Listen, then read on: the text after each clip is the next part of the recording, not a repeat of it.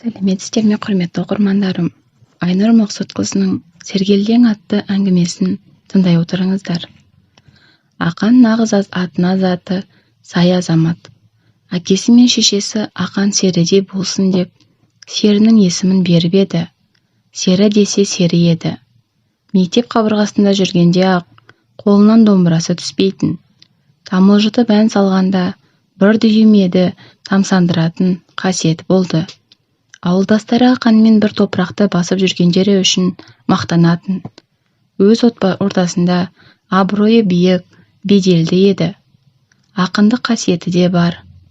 Кеңес үкіметі заманында ауыл жастары жиналып концерт бергенде Ақанның сахнаға шығуын жұрт асыға күтетін. Ұйымдастырушылар да әдейі Ақанды ең соңынан шығаратын.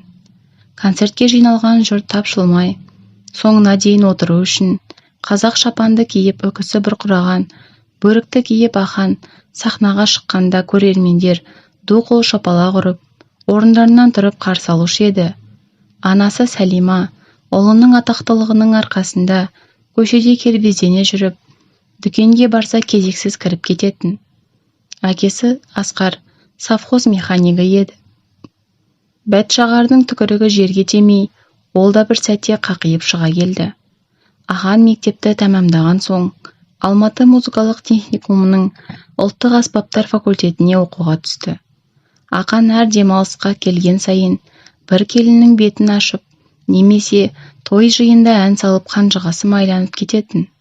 Ол уақытта қалада ресторан дегендер саусақпен санаулы ғана. Қаладағы менмін деген ресторандарда кешкі уақытта жанды дауыста ән салатын.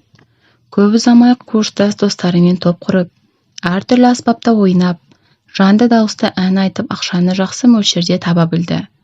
Өзі студент болса да, әке-шешесін қалаға көшіріп әкеліп, баспаналы етті. Семіздікті қойғаны көтерер деген сөз бекер айтылмаса керекті. Ауылда жүргенде тым қарапайым Ақанның бойынан өнерге деген талантынан бөлек менменшілдік қасиетте бой көтерді. Өзінің сымбаттылығы да бар.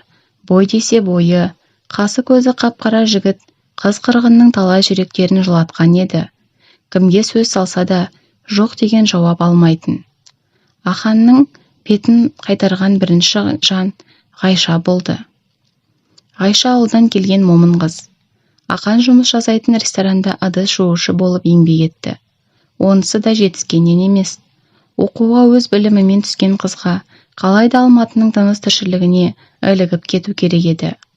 Сонау Қызылордада қалған жалғыз, әжесінен ақша сұрағысы келмейді.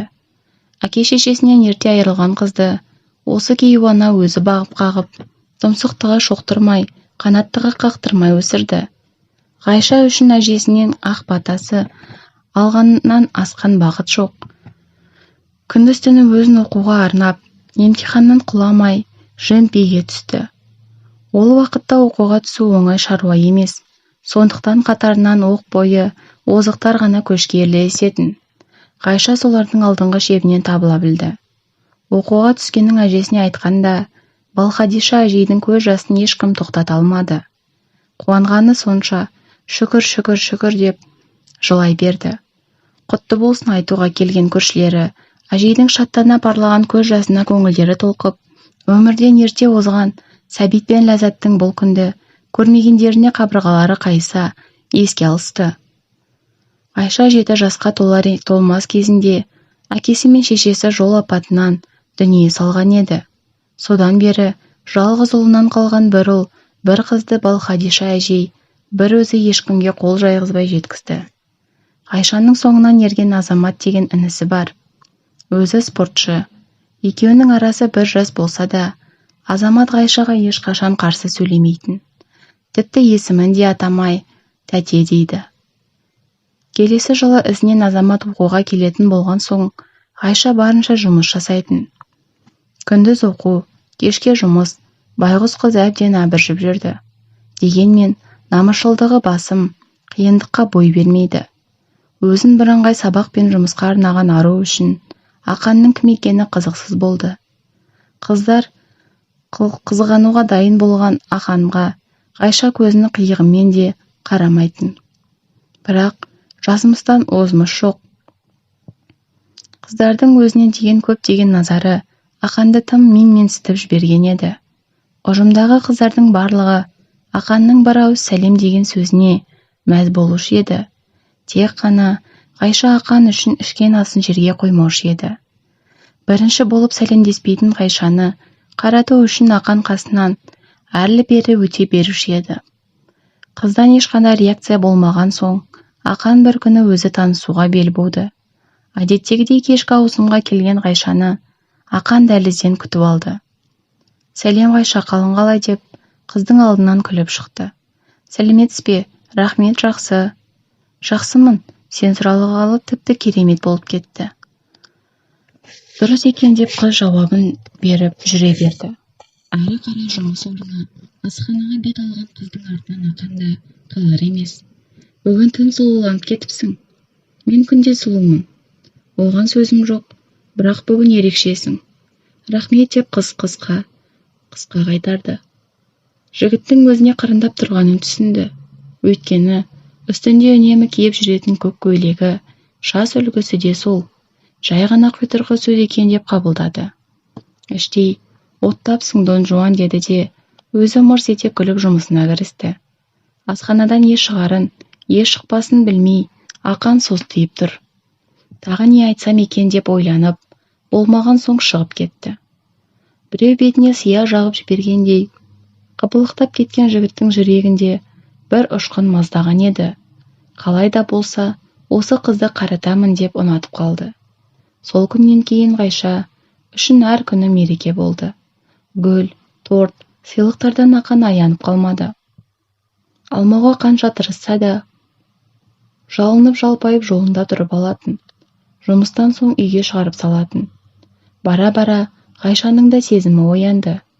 Бірақ оның мақсаты тек оқу мен жұмыс, көңіл бауыры мен Қызылордадағы әжесі ғана. Ақан Ғайшамен танысқалы басқа қыздарға мойын бұрып қарамады. Өзі де біраз сабырлы болып қалғандай.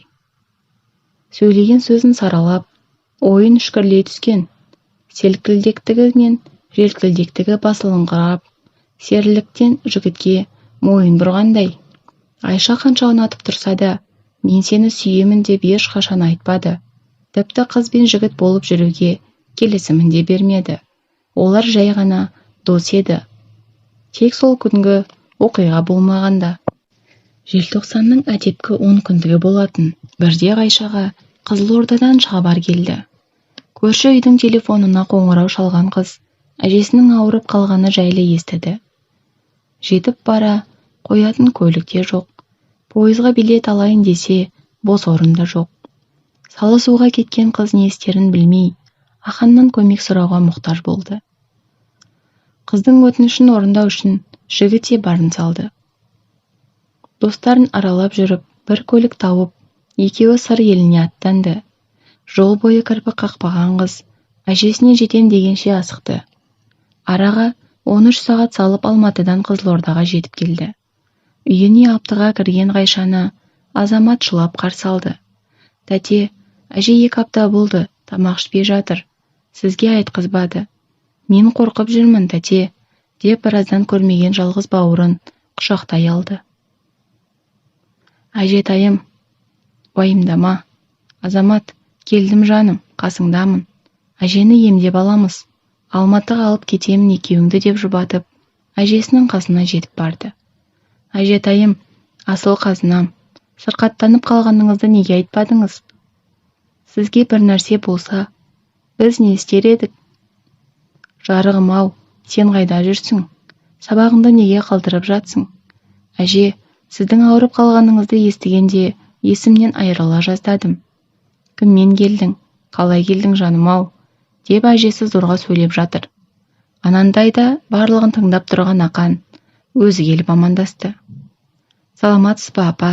Есімім Ақан болады. Ғайшаның досымын». «Досымын дейді? Айналайын, 100 жаса. Амин апа, айтқаныңыз келсін.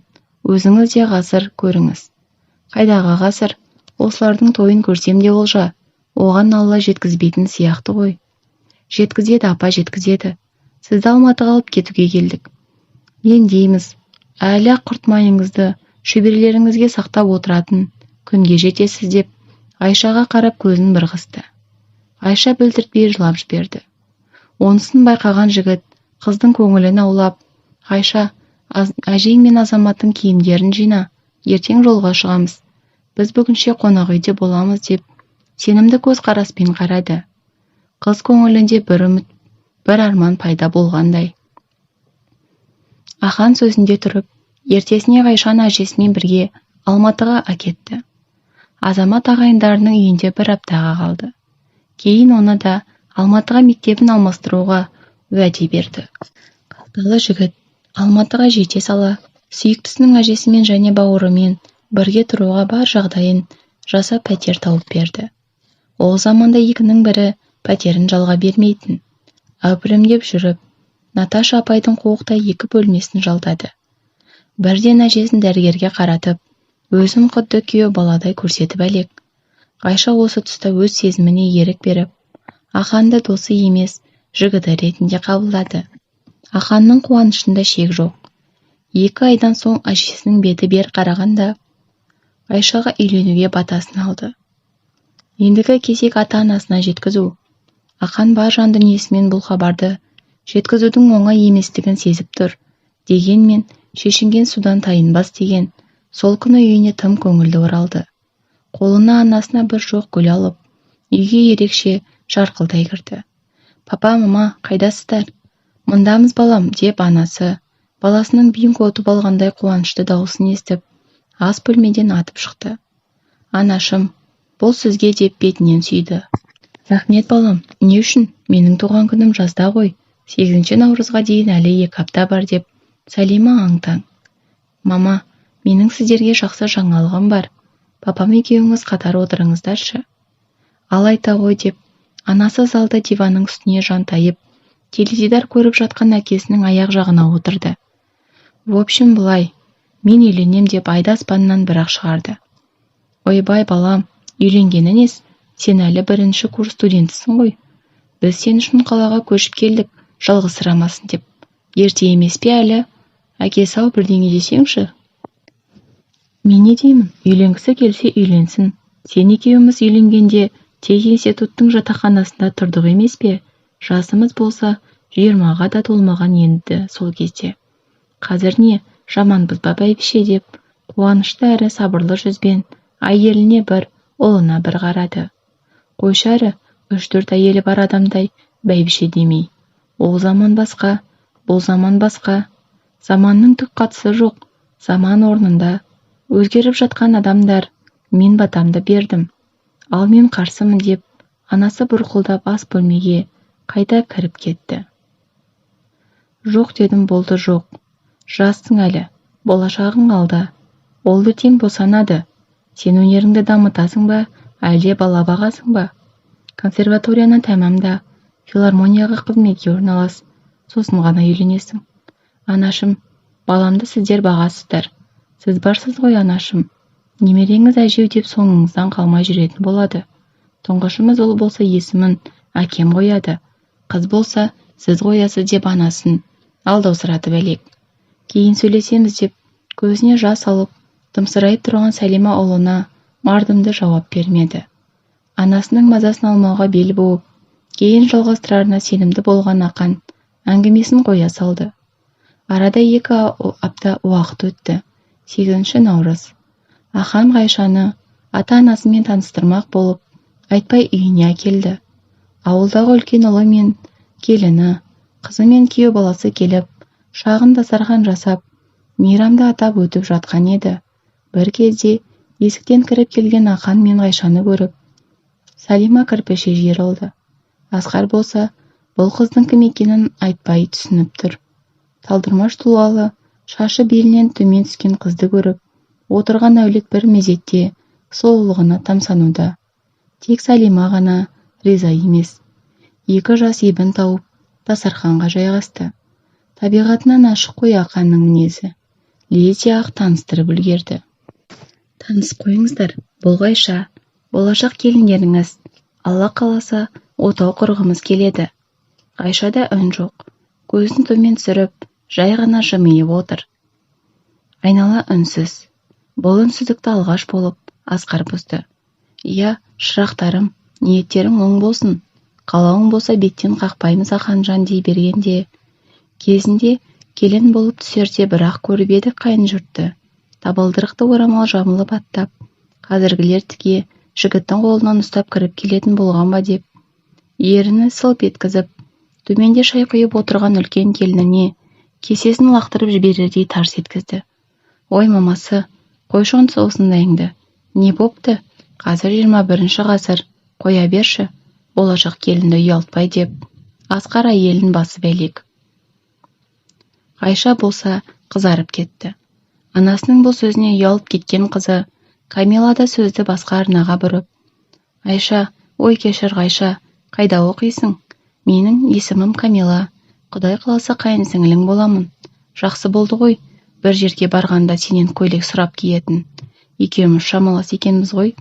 Үлкен жеңгем бар жағынан үлкен ғой, байқап отырған шығарсың деп, оң жағындағы отырған үлкен жеңгесін түртіп әзілдесіп жатыр. Талғаттың келіншегі Салтанат шынымен толықтау еді.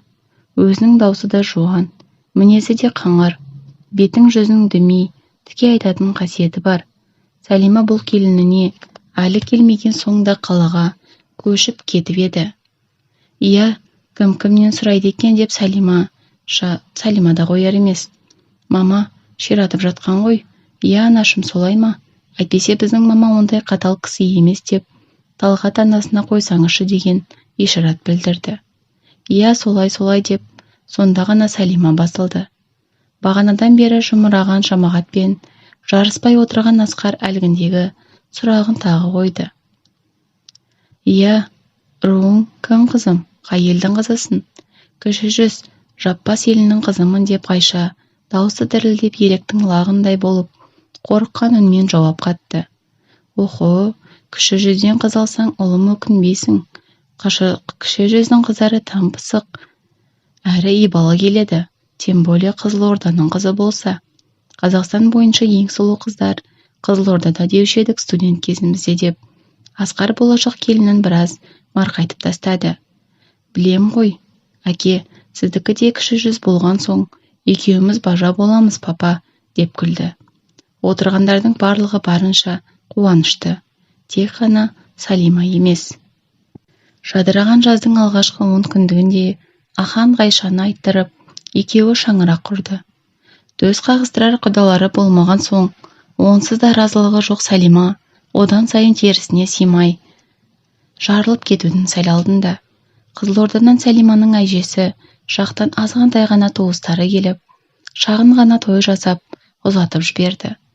Ахан мен Ғайша шын бақытты. Екеуі қол ұстасып сабаққа бірге барады, жұмысқа да бірге барады. Бұл уақытта Ғайша ыды-шуышы емес, зал директоры еді.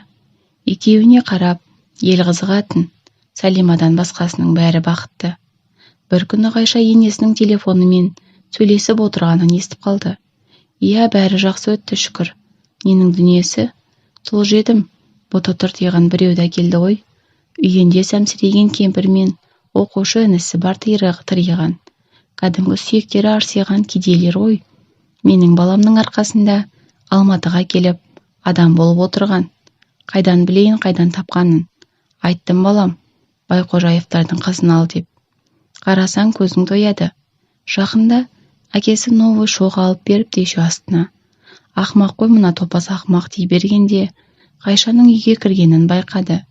Дереу сөзді басқа арнаға бұрып, Пәленшеевтер түгенше әкелді, түгеншеевтер пәленше әкелді деп, тойлық жайлы әңгіме айтып жатқандай кейіп танытты.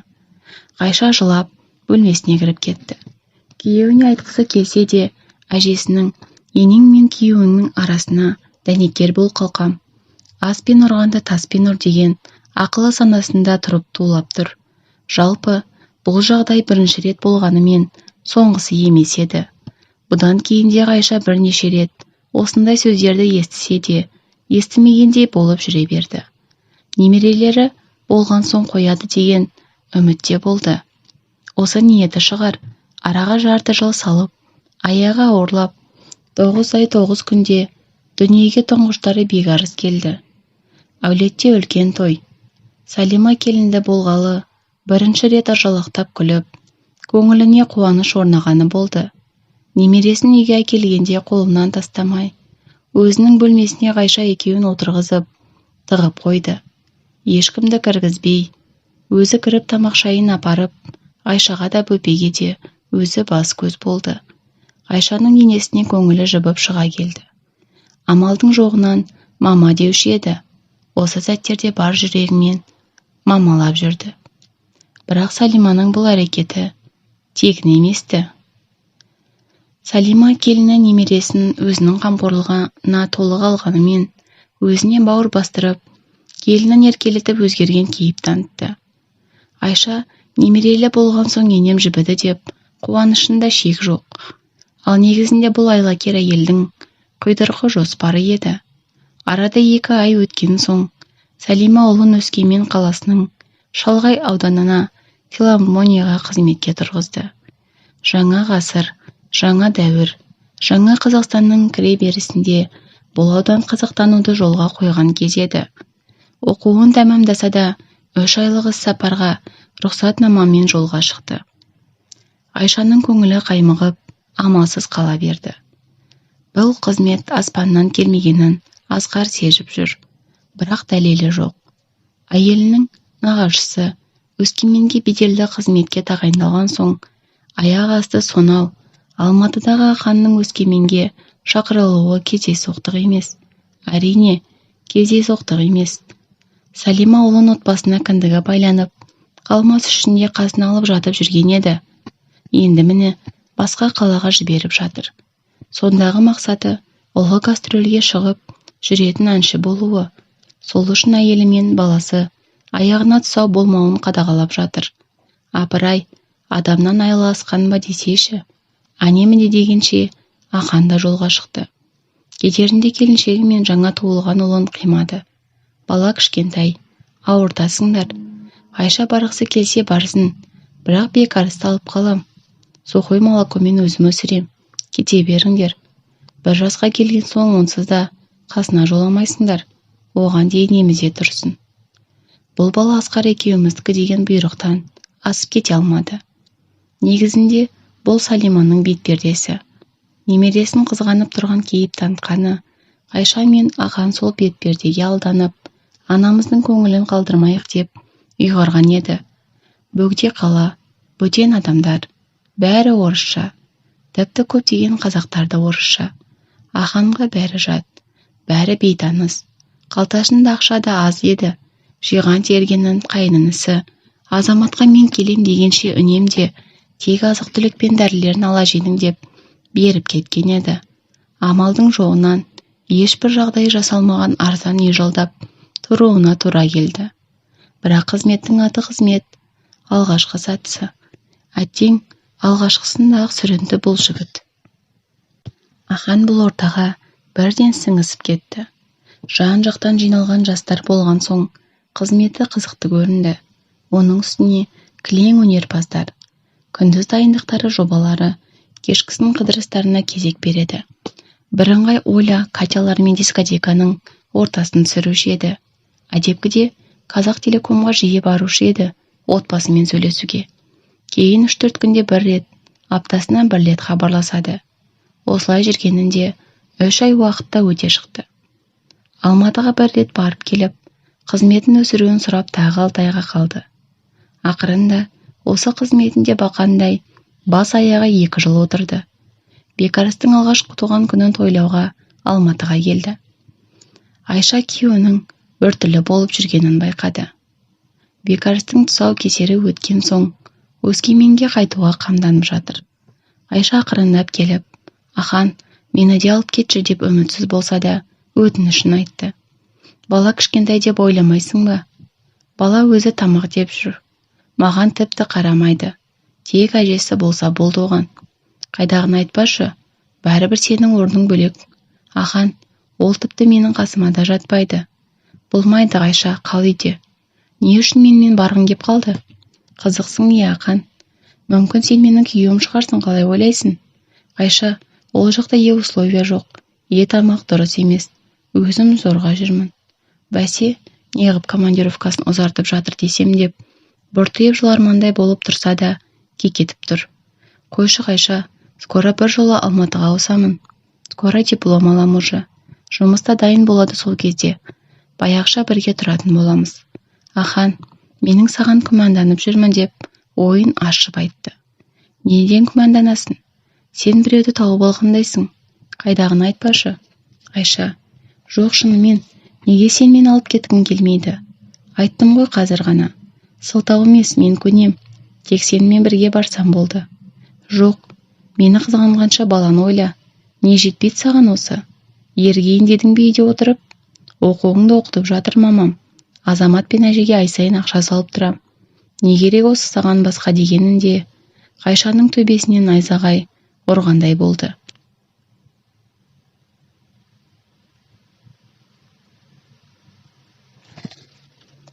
Күйеуінің көзіне тіке қарап, басқа адамның жанарын көрді. Баяғыдай шашын сипап, маңдайынан сүйетін, сенсіз ас батпайды дейтін Ахан емес. Қайша үнсіз қалды. Көзден кетсе, көңілден кетеді, осы шығар. Ахан шынымен бір жылдың ішінде суынып қалғандай. Қайша амал жоқ үнсіз жылап қала берді. Ахан кетті. Қайша бір жаңалықты білді. Ахан кеткен соң Қайша ауырып қалды. Ішкен жегенін қайта тастап, басын көтере алар емес. Аханның айтқан сөзіне ренжігенім деп топшылады өзі. Негізінде әңгіме басқада. Ол аяғы ауыр еді, онысын араға 2 ай салып білді. Бұл хабарды енесіне айтып еді, қуана қоймады. Мама, мен дәрігерге қаралдым, деп қуанышты жүзбен енесіне жаңалығын айтуға оқталған еді. Ахан хабарласты ма? Жоқ, неге олай дедіңіз, мама? Қайдан білейін, қасына шақырып жатыр ма деп қалдым ғой. Мама, сіз сонда біз бірге болғанымызды қаламайсыз ба? Қайша, бастамаша не айтқың келді? Менің аяғым ауыр деп дік еткізіп айта салды. Барлық көңіл күйі түсіп кетті. Қайша тек сол кезде енесінің шатысы барын сезді. Тағы ма? Қызықсын Қайша, оқуыңды ойласайшы ең болмағанда. Өзіңнің оқуың бар, Ақанның болашағы бар деп, жұлқынып орнынан тұрып, бөлмесіне кіріп кетті. Қайша состиып отырып қалды. Өші ұйықтаса да түсіне кірмейтін жағдай еді. Осының барлығы енесінің ісі екенін саналы түрде біліп тұрса да мойындағысы жоқ.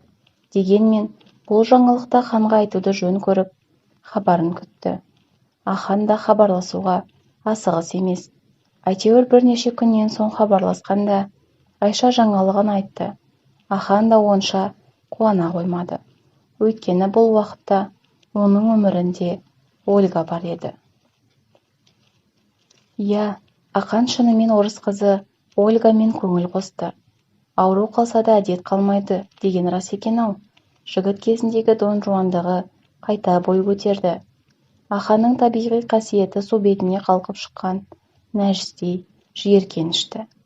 Үйдегі келіншегінің аяғы ауыр екенін білсе де, есіл дерті Ольгада. Таң атқаннан кеш батқанша Ольганың қамқорында. Жасы 30-дан асқан Ольга үшін Ахан жас иіс, бүкіл поселкаға қызмет еткен атышулы, жөзекшені сүйіп қалған Ахан үшін Ольга Мона Лизаның нақ өзі. Тіпті өз мойнына аманат етіп алған үлкен енесі мен жетім қайнынысын де ұмытып кетті. Осылай 4 айдай жүріп, Ольга бір күн Аханға аяғы ауыр екенін айтты. Қуанғаны сонша, ақмақ Ахан Алматыдағы шешесіне хабарласып үйленетінін айтты. Алматы, Асқар мен Салиманың үйі. Таңғы сағат 7. Кіреберісте қызыл телефон шырылдағанда, шырт ұйқыда жатқан бүкіл үйді оятып жіберді. Ол телефонның бастығы Салима ғой. Жүрегі аузына тығылып, халатын киер киместен тұтқаға жүгірді. Алло деді, ұйқылы ояу, қырылдап тұрған даусымен. Алло мама, менің алтын анашым сіз ба? Деп араққа сылқия тойып алған Аханның даусын естіді. Иә балам, таң атпай не болды? Анашым, мен бақыттымын. Мен бақытымды енді тапқандаймын. Рахмет сізге, анашым. Өскеменге жібермегеніңізде мен бұл бақытпен кездеспес пе едім. Балам, мені қуантар жаңалығың бар ау, иә? Иә анашым, Тек сіз ешкімге айтпаңыз, үйдегі келініңіз естіп қоймасын. Айтсаңшы енді тездетіп. Анашым, мен үйленем, орыс қызы Ольгаға. Оның да аяғы ауыр, бір оқпен екі қоянды ататын мергенмін ғой мен деп, ахан сықылықтай кекіріп күлді. Не деп бар даусымен айқайлап жіберді. Енесінің даусын естіген келіні де жүгіріп келіп, мама не болды? Кім звондап тұрған? Ахан ба? Беріңізші мен сөйлесейін деп, тұтқаға қолын соза бергенде, енесі ысырып итеріп жіберді. Бар бөлмеңе, ахан емес. Не істейді ахан таң атпай звондап? Қызығы өзі таңертеңмен елеріп. Подругам хабарласып жатқан, ауырып қапты деп телефонды, келіні жұлып алардай көкірегіне қысып, көзінің қарашығын домалата төңкеріп, келінін қуып жіберді. Бұл уақытта ақан да тұтқаны қойып қойған еді. Сәлима өз қателігін енді түсінгендей, бөлмесіне барып ағыл-тегіл жылады.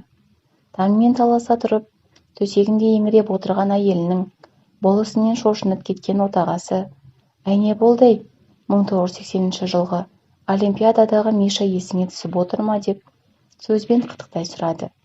Ойбай Асқар, сорладық, деп әшейінде күйеу аузын ашса, айғайлап тастайтын Сәлима осы жолы кінәлі, зарлы дауыс үн қатты. Ау не болды, бәйбіше, айтсаңшы енді.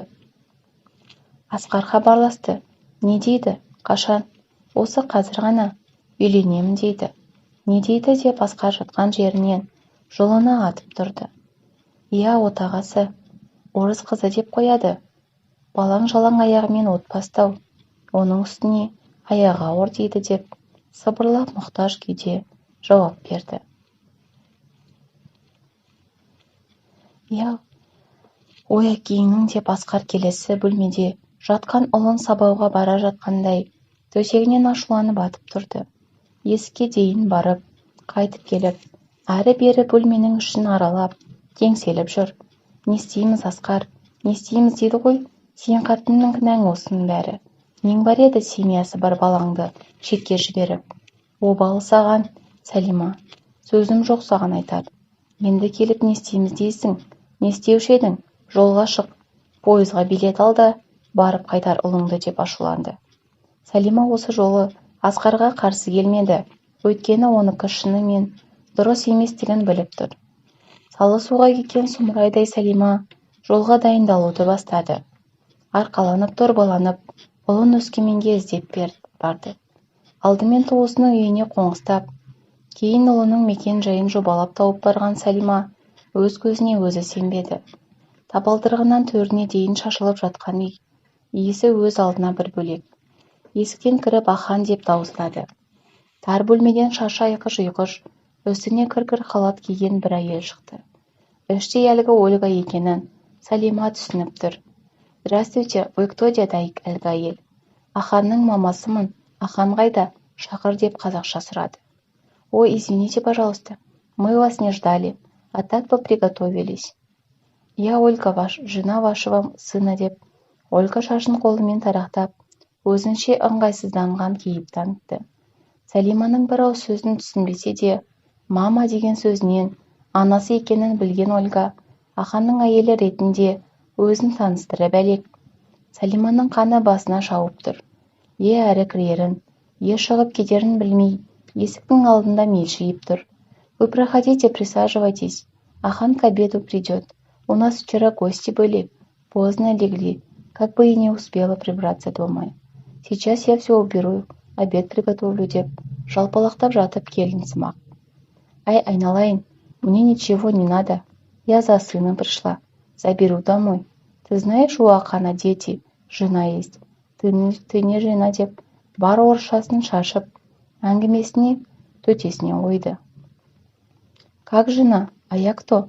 Он сказал, что разведен. Не разведен он, есть жена. Дома ждет, сын ждет. Жена еще беременна. Ты никто деп сарылдатып, ұрысып тастады. Сәлима орыс келінімен қолынан келгенше біраз айтысты. Үйді жинап, тамақ жасайтын болып жатқан келінімен ұрысудан қол тимеді. Ақырғы аяғы төбелеске дейін барып, Ольга Сәлиманы бетінен салып қалғанда, ахан кіріп келді. Тура, үнді киносы дерсің, Шешесін ұрғаны үшін ахан Ольганы ұрғысы келіп Салиманың өтінішімен тоқтап қалды. Салима ол әйелге жаны ашып тұрған жоқ, тек баласын соттатып жібермесін деп араша түсті. Тоқетерінде ол әйелге сұраған ақшасын беріп, апта жарым арпалысып жүріп, ұлын Алматыға алып қайтты. Ахан үйіне оралғанда Айшаның қуанышында шек болмады. Баяғы өмірі қайтып келеді деп аңсады келіншек. Бірақ өкініштісі Ғайша үшін бақыт сарайының есігін құлып салынған еді. Күйеуі үйге қонбауда әдетке айналдырды. Түнделетіп жүріп, таңға дейін қыдырып, қасқырғынға қырғидай шабуылдайтын. Әжесі мен Азаматқа көмектеспек түгілі жағдайларын сұрап та бармайтын болды. Екі бейбақ, екі түрлі зейнетақымен күндерін көріп жатырды.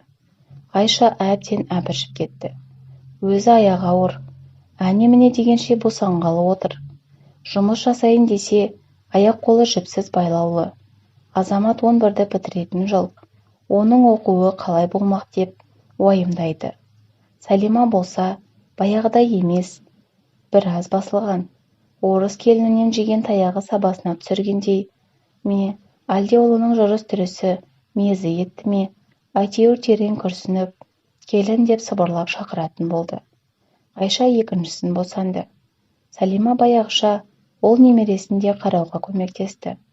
Аханды қанша ақылға келтіруге тырысса да, онысынан дым шықпады.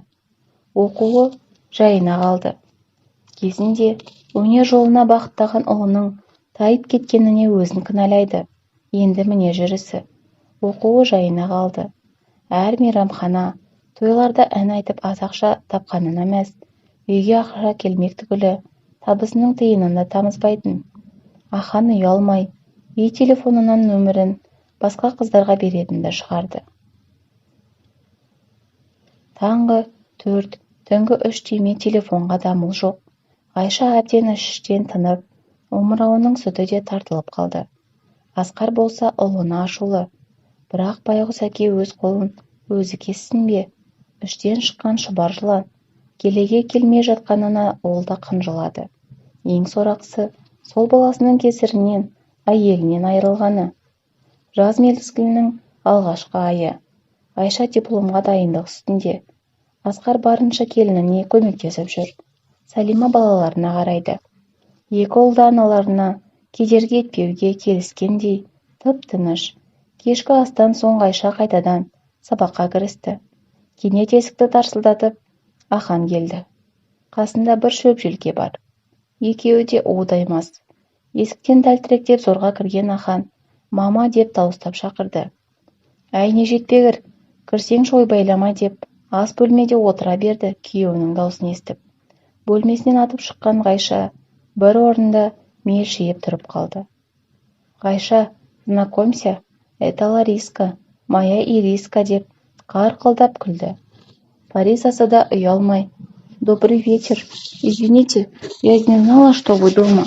Он сказал, что никого нет» деп зорға сөйлеп тұр. Бөтен дауысты ести сала Салима жүгіріп шықты. Ол да мелшиіп тұрып қалды. Ахан анасын көріп: «Мама, бұл Лариса. Бұдан кейін біздің үйде тұрады. Айша сіздің бөлмеде жатады» деп саспастан қарап тұр. Салима көп ойланбастан ас бөлмеге жүгіріп келіп, қолына оқтау алып, Ахан қарай ұрғысы келіп ұмтыла бергенде, жүрегі ұстап, талып қалады. Жедел жәрдем шақырып, үй іші бір мезетте астан-кестең бола қалды. Дереу ауруханаға жеткізіп, жан сақтауға жатқызды. Үйдегі кәріс қатынды да, Аханды да Айша ойлап тұрған жоқ.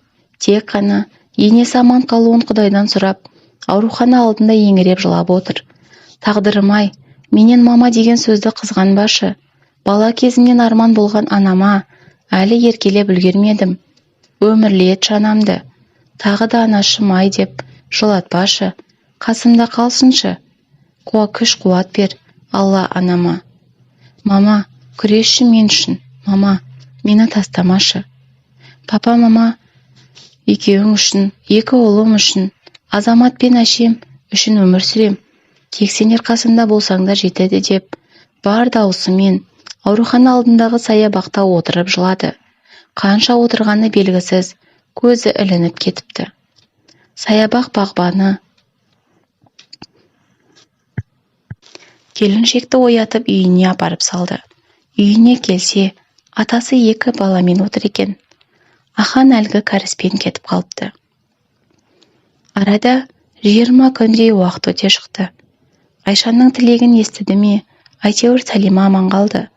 Бірақ сал болып төсекке таңылды.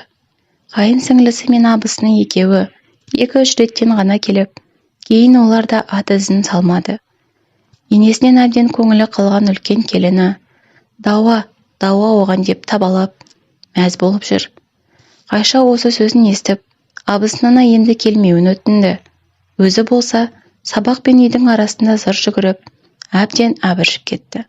Оның үстіне әжесі де жиі сырқаттанып жүр. Ол үйге де барып келеді арасында. Келінінің көңілі бір жақтан болса да, тыныш болсын деп, Асқар құдағиы мен құда баласын үйіне көшіріп әкелді. Барар жері, басар тағуы жоқ Айша бұл тағдырын қабылдады. Кішкенде 2 баласы ауру әжесі, жетім інісі, барлығы өз мойнында. Кетіп қалғанда қайда бармақшы? Оның үстіне ата-енесінің де көңілін қияр емес. Уақыт өтіп жатты. Арада 5 айдай уақыт өткенде енесі дүниеден өтті. Айшаға бұл да үлкен сынақ болды. Енді ғана жұмыс жасап жүрген еді. Тағы да тауы шағылып, анашым деп енесін артық сапарға шығарып салды. Намаз болар күні Ахан келді. 2 көзі ісіп кеткен, анасының қайтқанын естірткен досы Рахымжан Аханды сабап алғанға ұқсайды. Дос дегеннен доста қалмады ғой өзінде. Әкесі де, ағасы да Аханмен көріспеді. Атарға оқ таппай тұр. Амал жоқ, елдің көзінше үндемеді. Көрісушілермен сапта отырған Айшаға орланып қарайып қояды.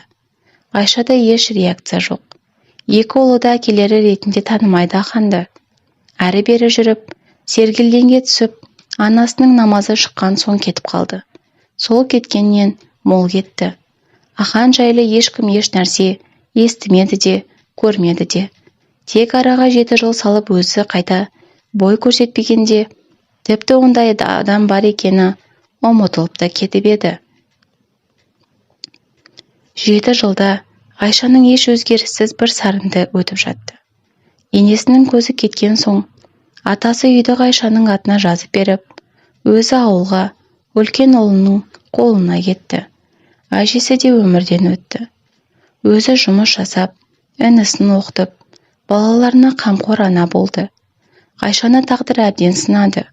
Ешбір еркекке адам деп қайрамайтындай халге жетті. Ол үшін еркектердің бәрі өтірікші. Өмірін талқандаған Аханның келбетін барлық еркектің түрінен көріп тұратындай. Енесі өмірден озарында, кешір қалқам, кешіре алсаң кешір. Ақмақтығым үшін жауаптымын, білемін. Ақталуға сөзім жоқ. Өміріңді талқандағаным үшін кешір деген еді. Сонда Айша, мама, Ахан 15 жасар жігіт емес. Өзінің басы болу керек. Өз басын алып жүру керек. Біреудің ықпалына ермей, өздігінен жүре алмаған, өзі кінәлі деген еді. Ақылынан айналасын ғой ондай келіндердің. Жанына батқан жетімдігі ме әлде қанмен келген тектілік пе? Айша тым ақылды расында. Сол ақылы мен сабырының арқасында өмірдің барлық сынағын көтеріп келеді. Ахан болса кәріс әйел, одан кейін қазағы бар, тағы жүріп татары бар. Бір сөзбен көрмеген әйелдер қалмады. Әр тойда әр сылқымды құшақтап шығушы еді. Алқаш тамада атанғаны және бар. Өз әркімнің босағасында жүріп шаршады. Арақты ішкісі келмейді. Ішпесе шабыты келмейді. Шабытсыз оның жұмысы жоқ. Қажып, қайраты қашып, нағыз сүмелекке айналды. Үстіндегі киімдері де ескіргені қай заман. Айына 4-5 рет қана ыстық тамақ ішіп, басқа уақытта іске басарлармен қоректеніп жүре беруші еді. Бір күні анасы түсіне кірді. Теріс қарап тұр екен. Анашым, кешір мені дегені сол еді. Анасы өзіне бұрылып қарағанда, түрі құбыжыққа айналып, 2 айдан соң қайта келем, дайындал деп жоқ болды. Шошып оянып қорқанынан Айналасына қарап қайда жатқанын түсінбей қалды. Есіне өткен оралды. Ғайшамен алғашқы танысқан шағы, алғаш ұлды болғаны, үйі, отбасы, адамның шынтағы өзіне тым жақын тұрса да, қолымен ұстау мүмкін емес қой. Сол сияқты өз отбасымен бір қалада тұрса да, бара алмайды. Бет жоқ. Өйткені осы күйге жеткен де, жеткізген де өзі. Бәрін санасы түсініп тұр. Сау кезінде ойлап көңілі құлазиды. Жүрегі ауырып, беймаза күй кешеді. Сол сырқатын ұмыту үшін арақ ішеді. Бір шеңбердің ішінде шыр айналып жүрген тышқандай сезінеді өзін. Ақиқатында адам өз өмірінің суретшісі емес пе? Салған портретін мен натюрморттың пейзажын әдемі шығу үшін әдемі түстерді таңдай білу маңызды. Дәл сол сияқты өз келбетің жақындарыңның келбеті. Айналаңдағы құбылыстардың барлығы өзіңе жағымды болу үшін барлық әлемді амалдарды жасау керексің. Ақан шығармашыл жан, арқасы бар. Аяқ асты қозып кетуі мүмкін. Құдды ауытқушылығы бар адамдай, бірде бие, бірде түйе. Бірде отбасына оралғысы келсе, бірде сол күйі жоқ болып кеткісі келеді. Бірақ әлгі түсі дамыл берер емес. Не болса да Ғайшаға жолығуды жоспарлады. Бірақ арты қалай боларын білмейді. Көп ойланып, Ахан Ғайшаға жолығуға бел буды. Бір кездері өзі тұрған үйдің ауласына келіп, кірер-кірмесін тағы ойланып тұр. Айраған сүйрей басып, 4-ші қабатқа көтерілді. 38-ші пәтер, сары есік. Тіпті кезінде өзі сырлаған бояуды жаңартқанымен түсін өзгертпеген. Іштей Ғайшаның сезімі де өзгермеуін тілеп тұр. Қоңырауды басып, арғы жақтан «Кто это?» деген бала дауысы шықты. Балам, бұл мен ғой папаң деп, ұлының дауысын жазбай таныды. Здравствуйте деп үлкен ұлы қарап тұр. Іштей кім екенін білсе де, мойнына асылуға жүрексініп тұрған секілді. Балаң, папаңмын ғой деп даусы дірілдеп, жылап жіберді. Арғы жақтан Ғайша жүгіріп шықты. Өз көзіне өзі сенер емес. Уақытында осы есікті өзі теуіп кеткен күйеуін келіп тұр. Дін аман сияқты. Тірі. 7 жылдан бері хабар ошарсыз кеткен үйді де тауып келіпті. Ғайшада үн жоқ. Ғайшажан, сәлеметсің бе деп, басы қалшылдап, жүрек тұсын ұстап қобалжып тұр. Неғып келдің деп Ғайша сұрақты төтесінен қойды. Кірсем рұқсат па? Жоқ. Еркегі жоқ үйге бейтаныс еркек кірмейді. Ғайша, не дерімді де білмей тұрмын. Кіріп тізе бүгейінші. Балаларды қорқытасың деп, екеуінің ортасында жалтақтап тұрған ұлын нұсқады. Осы балаларды бір көремін де кетемін. Мазаңды алмаймын. Жоқ дедім. Қазір милиция шақырамын дей бергенде, ұлы, мама, это же наш папа. Пусть сойдет деп, қиылып өтініш жасаған соң, Ғайша ишаратпен кіруге рұқсат берді. Аяғы дірілдеп кіріп, ұлының алдында тізерлей отырып, кешір балам, сорлы әкеңді кешір, ақымақ әкеңді кешір деп құшақтап, еңкілдеп көз жасына ерік берді.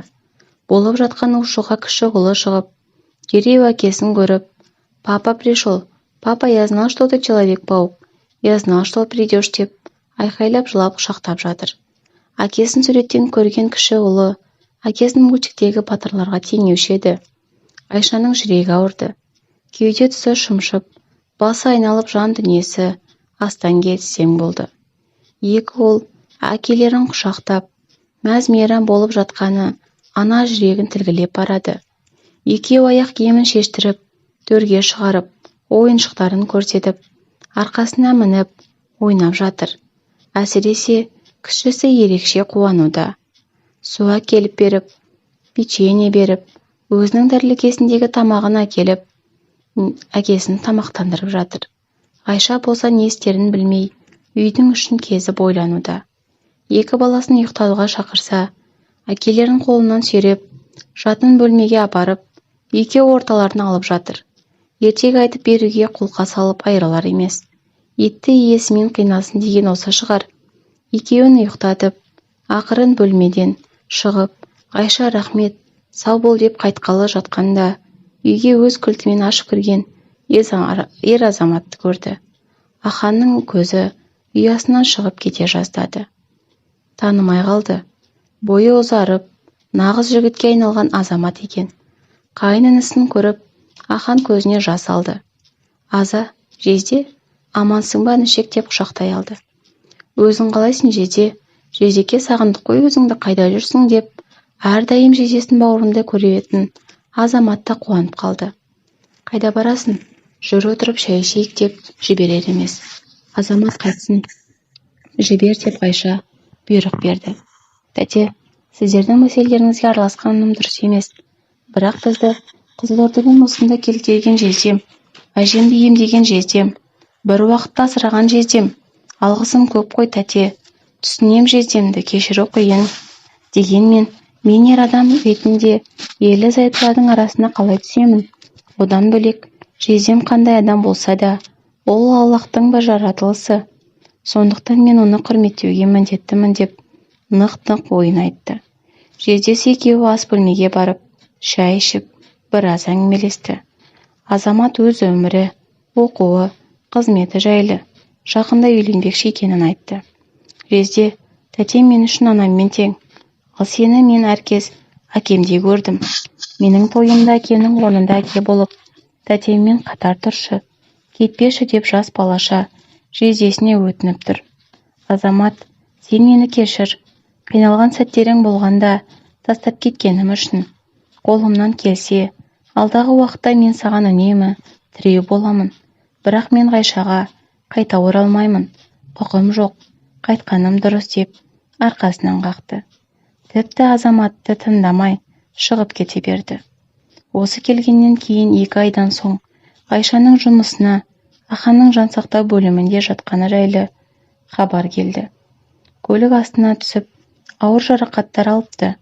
2 күнде есін жимаса, комаға түсіп кетер қаупі бар екенін білген Ғайша еміне қажетті қаражатты іздеп дал болды. Тойға деп жинап отырған ақшасын Азамат беріп, Ахан да өмірден қайтарып алғандай бірдей болды.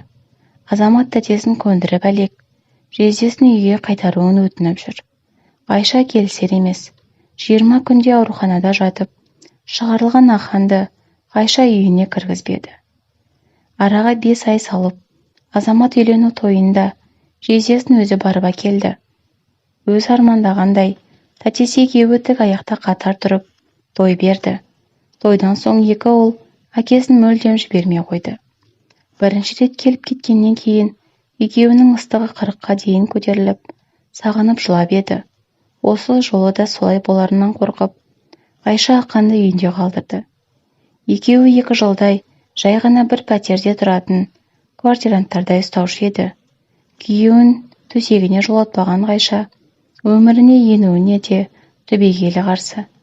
Бірақ уақыт емші ғой, ішкілікті тоқтатып, жұмыс істеп, ұлдарына қамқор болып жүрген адамға іші жылый бастағандай, намазға жығылып, артық қылығын көрсетпейтін Ахан бір күні құбылаға қарап, ұзатар қызым болса шіркін деп, тілек тілеп отырғанын естіп қалды. Іштей, Аллах бізді кешіргенде, біз кім болыппыз, тәйірі деп, көңілі түсіп кетті. Биыл Ләйлә 1-ші сыныпқа барды. Әкесі мойнына отырғызбаса, тамақ ішпейтін ерке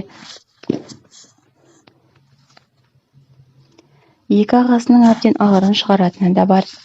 Атасының қыдырып барса, бүкіл пенсиясына шоколад алдырып, банкрот қылып кететіні тағы бар. Әйел үйдің шегесі деген рас қой. Бір Ғайшаның көргенін 10 әйел жабылып көтере алмас. Сергелденге түсіп, сандалған сері жігіт көп адасып жолға түсті. Осымен әңгіменің соңы.